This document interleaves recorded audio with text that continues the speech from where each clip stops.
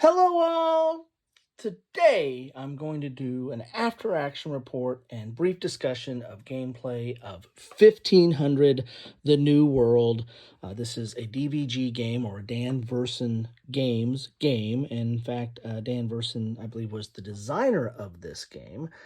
And I picked this up. This is copyright 2018. I picked this up a few years back when it started going on sale. And not only did the base game go on sale, but I've already done a video of this player mat here, which was picked that up relatively recently, and that was on sale. And then there's all these different nation packs that are not not that expensive to pick up now either. And let me explain what those are here in a little bit. But overall, interesting game. It comes with a mounted map board, or game board, which is consistent with DVG's production quality. They usually have really good produced components, counters and mounted map boards and good quality cards. I mean, they're a good thickness and durable. So why did this game go on bargain? Why is this available? Usually in some bargain bins and the like nowadays, and all these different expansions as well. Well, I think it's because the gameplay is a little swingy, I guess is the best way to say it.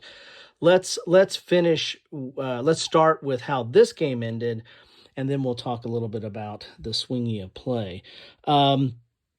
In this game, I was playing Spain, and this was an expansion of that is unique cards that are unique to the Spain faction, and I was playing against Portugal, and this is a deck that's unique to Portugal for AI purposes. So this is for solitaire play, or you could actually play all the different. If you have all the factions, you can play them all AI and just see how they come out. If you want to do that, I have not tried that yet.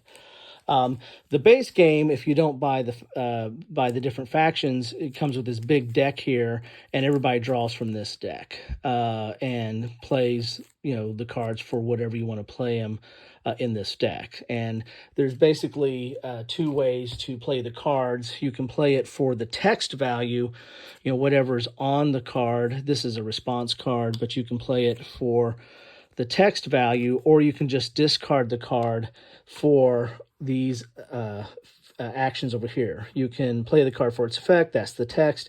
You can build a colony, which is the name of the game here.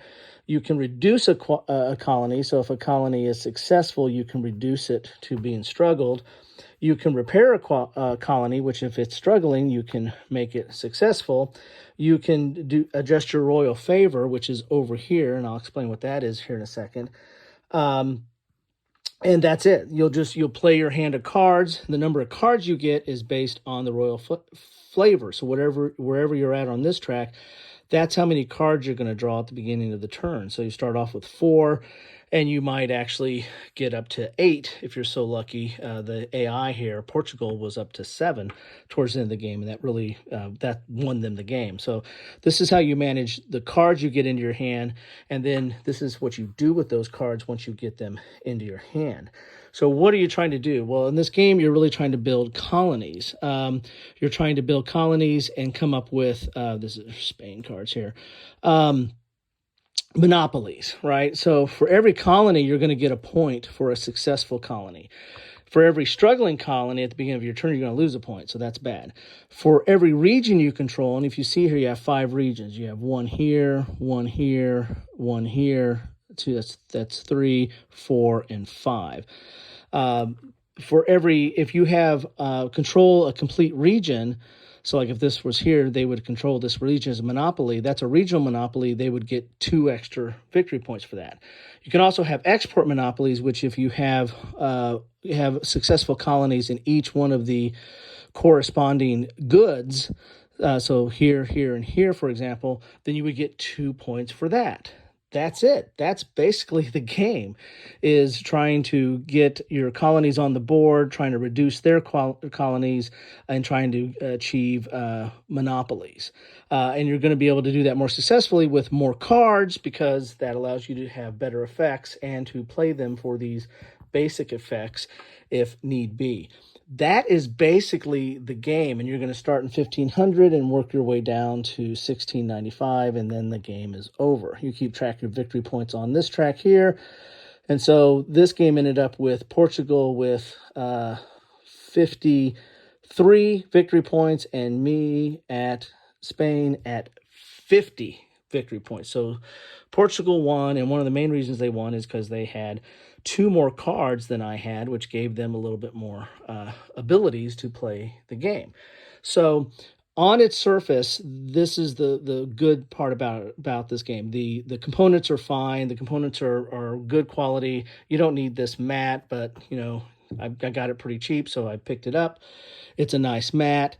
It lays everything out nicely here. The base game is fine. Everybody playing from this deck, but I like having these extra factions. So like here's France. You can play France, or you can play against France. You've got England. You can play England or play against England. Of course, you can play Spain or play against Spain. You can play against Portugal, or you can be Portugal. And then you have Netherlands. You can play Netherlands or play against Netherlands. So I do like that aspect too. I like the ability to play solitaire and to play multiple people solitaire. So I could just take on Spain, and I can put every other AI deck into the game and see how it goes and play at it. And the goal of the game there is just to have more points than the AI. And this was just a two-player game, but you can play any variable numbers, including all AI, if you wanted to do that. That'd be a little interesting. So that's something that appealed to me, and the fact when these expansions went on sale, I started gobbling them up because I like that different options. The other thing that I like about the game, it plays relatively quickly. I mean, these are the rules right here in a nutshell, pretty much. I mean, there's some description of different kind of cards that are in this book here that to explain them and how they are used.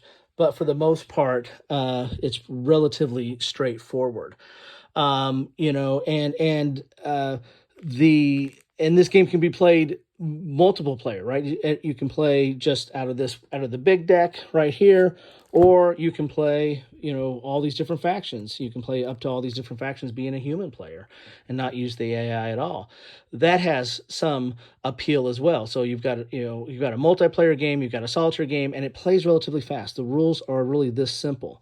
So what is the downside, and why didn't this do so well? Well, it's very, very swingy. I mean, you feel like you're trying to, the purpose of setting up colonies in the New World, again, I'm not going to go into the politics or the PC or the pros and cons of talking about a game that's focusing on colonialism. I'm just talking about the gameplay right now. So that might have been one reason why it didn't do so well. But there's other games out there on colonialism as well. But one of the features of this game is, you're building colonies. That's the whole point of the game, is to build colonies. However, you can have everything wiped out by the next turn, especially in the AI decks. They can be nasty. And so you could build a colony, and you're going to start off slow because you only have 4 cards, so you maybe only be able to put out 4 colonies in the first turn. The AI could wipe all that away and replace it all in one turn. And so it's hard to get a foothold. As I said, it's very swingy, or can be very swingy. You need to build up your royal favor so you can get more cards in your hand, so you can get some of those more powerful cards, so you can stave off a big swing to knock your stuff out, and so you can rebuild it quicker. That's kind of the whole point of the game. So if you're going to this game with the mindset of, I'm going to be establishing colonies, and I'm going to be, it's an area control or a territory control, and you're going to be kind of the old mentality of risk, and you're going to be expanding across the board and having more control of the board. That ain't gonna happen. It's very swingy. I mean, there's no guarantee that what you've established is going to be there in any semblance, form, or manner by the time it comes around to your turn again. And with multiple players, I've only played this with 2 players in solo, but with multiple players, it could get very chaotic very quick. So, in that regard, I think that people didn't take a shine to this because it was more of a game as opposed to a simulation. It didn't have a lot of core strategy from turn to turn. I mean, you can save cards from turn to turn, but whenever you draw back up, that is the limit of the cards you have. So if you didn't increase your royal favor, you're going to have to discard down to whatever your draw limit is for that turn. So it's really kind of hard to hold on to a lot of cards for strategy purposes from round to round, and it's hard to to secure a position. No position is secure. So, from the standpoint, if you want a historical simulation and wanted a kind of an area control and build, kind of an empire building type game, which is kind of what colonialism was in some respects, um, this doesn't deliver that. But as far as a game is concerned, if you like chaos, if you like swingy nature, and a real real nasty back and forth. I mean, these cards can be real nasty. That's what this game is really a big take that type of game. If you're okay with that, and if you're fine with the fact that it doesn't take very long, so I mean, a 2-player game didn't take hardly any time at all.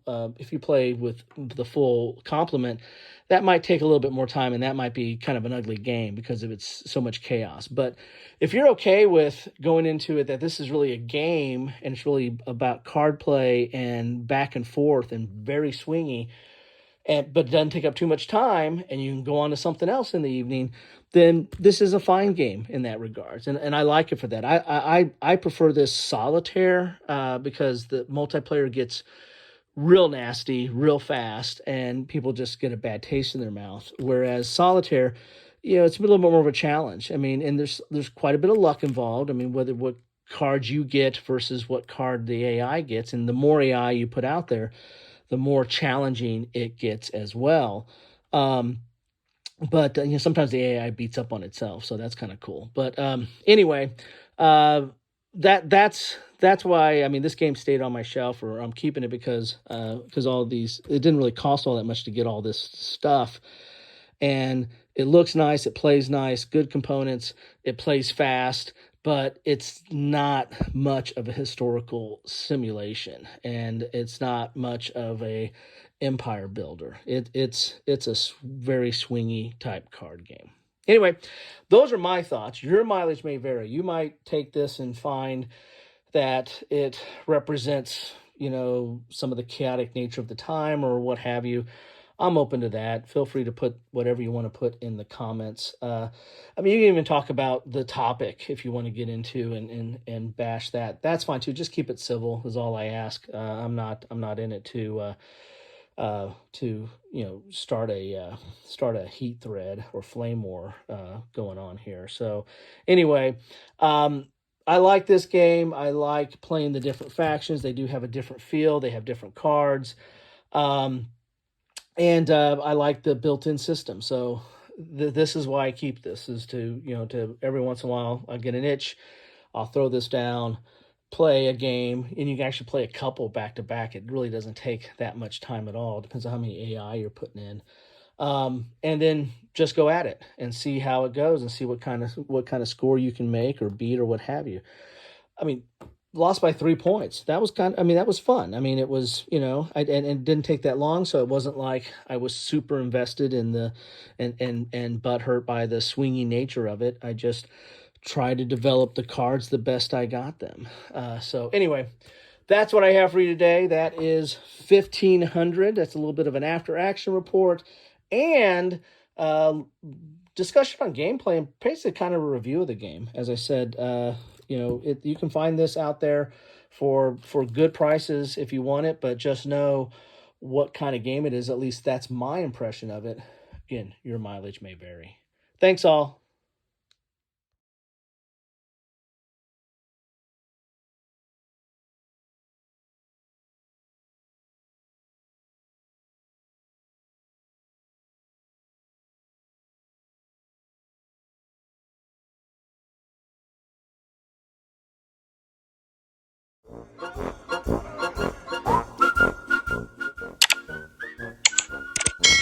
Thanks for watching.